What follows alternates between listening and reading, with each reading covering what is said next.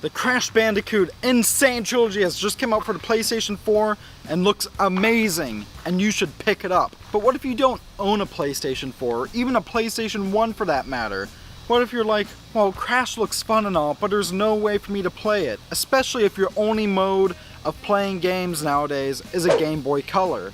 Well, don't worry, because Chinese bootleggers have you covered. And that's why today on Stuff We Play we're looking at Crash 2 Advance 2003, or 2003 Crash 2 Advance as it's formatted on the title screen, for the Game Boy Color.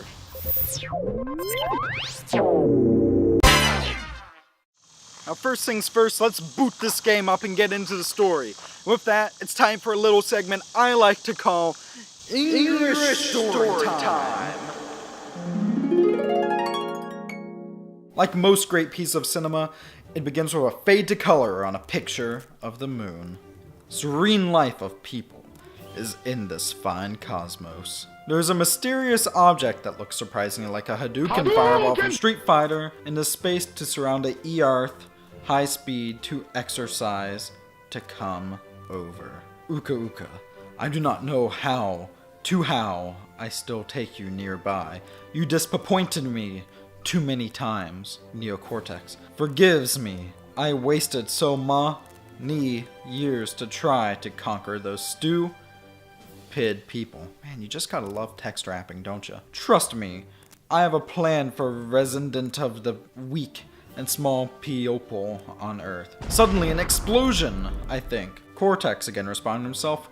I'm coming. Oh my. Finally, mankind of my planet have already completed the Earth mankind will admit for my super intelligence. And then a Digimon. Your god, I am your ruler. So God's a Digimon. Finally I won it, and now no one can obstruct me. And now we get an appearance from my favorite Crash Bandicoot character. A giant chicken.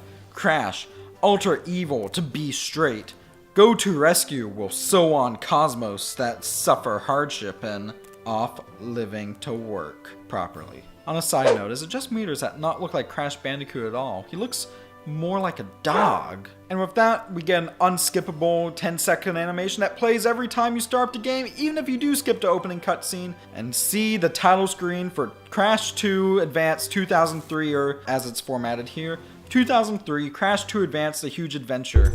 So upon pressing start and selecting new game, we get straight into the first level. Now I know not to judge a book by its cover, but Crash controls just as horribly as he looks. Sure, it's simple, left and right to move, B to jump, and A to do your spin attack, but your spin attack is pretty much useless. Furthermore, your jump is really janky and always shoots you off in one direction. However, there are power-ups for you to get, 2 in fact. One's a useless gun, and one's a useless sword. Don't bother with the power-ups if you can avoid them. Your best bet for dispatching enemies is just jumping on them, Mario style. The most useful move you need to know in Crash 2 Advance 2003 though, is the duck jump. You see, if you press down, move in a direction, you'll crawl. Yes, that's crawling, even though it's just your running sprite turned on its side. If you jump from that position though, you'll jump higher than you usually can. Please keep that in mind, it's essential. Now, like in any Crash Bandicoot game, your objective is to go through stages, destroying boxes, and collecting Wampa fruit. In order to actually complete a level in this game, you have to collect a gem in each stage. Now the level design though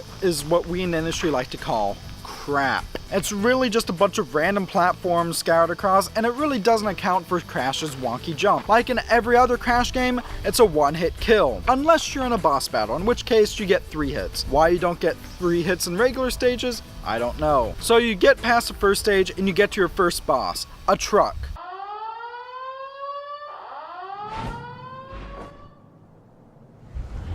Now this boss may seem intimidating at first, but there's a very simple strategy to defeat it. You know that move I was talking about where you duck and jump? Just hold down and left and press the jump button. It will never hit you, you'll never die, and that's how you beat the level. After that, you're onto the city stage, and as bad as the game was before, this is where the poo really starts to hit the fan. You see those windowsills that look like they're in the background? Yeah, no, those are platforms. You need to stand on them, or else you won't be able to get to gem. Furthermore, you have to bounce on these little barrel drums. However, you hit them from underneath, they'll bounce you down, and usually into an enemy or into a bottomless pit. However, despite these flaws, level 3 is over within a few minutes, and you're on to your second of 3 bosses, a mermaid. Why the hell is Crash fighting a mermaid? Now, this boss is simple. Go to her right, while she's preparing to attack, jump to her left, and when she attacks, jump on her head, rinse and repeat. But there's a real problem with this boss. There's no indication that you've made any damage, and when you do defeat her, she doesn't have any death animation or anything, and there's not even jingle.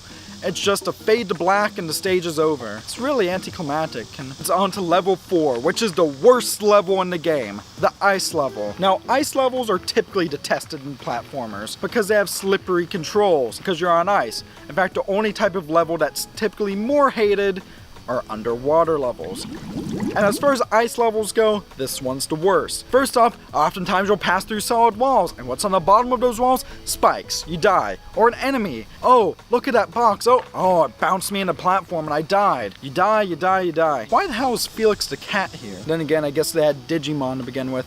Normally in an ice level, if you start walking on ice, you'll begin to slip.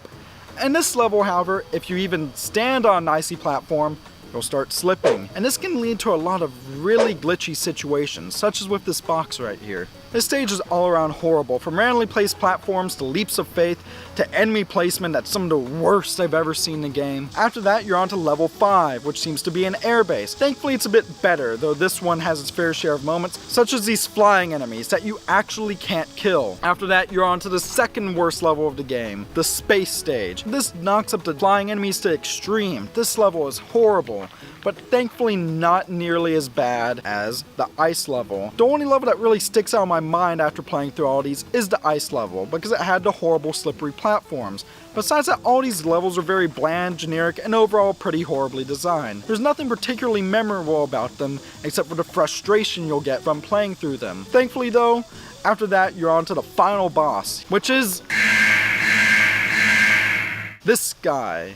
And how do you beat him? Simple, you stand on this platform and you jump on his head whenever he comes by. However, he still has no life bar or any way to see when he's low on health, so once again, you only know you've defeated him once the screen fades to black. And from there, you just get a the end screen. Not even end credits, just a the end screen. Seeing as the intro had like astronauts and Digimon and a giant chicken, this is really underwhelming. On the whole, I think that's the best way to describe 2003 Crash 2 Advance. Underwhelming and terrible. Like with most bootlegs though, most of the assets here are stolen. The music's alright, though it's not Crash, and most of the stage backgrounds, enemies, such as Felix the cat here, and especially those opening scenes, are stolen from other games. I mean, come on, that opening room with the giant chicken, that's clearly Final Fantasy. The only thing that really doesn't seem stolen is Crash's sprite, and that's because, let's be honest, with something that looks that crappy, it has to be made in-house. It's not a particularly fun game, and honestly, it's not something I'd recommend. To be honest, as far as I'm concerned, it's probably one of the worst games ever made. Or maybe not. Comment what you think is one of the worst games ever made in the comments below. And while you're out, why don't you leave this video a like? Crash 2 Advance 2003 is a horrible game that you should not play. So with that, thank you very much for watching, and I will see you next time.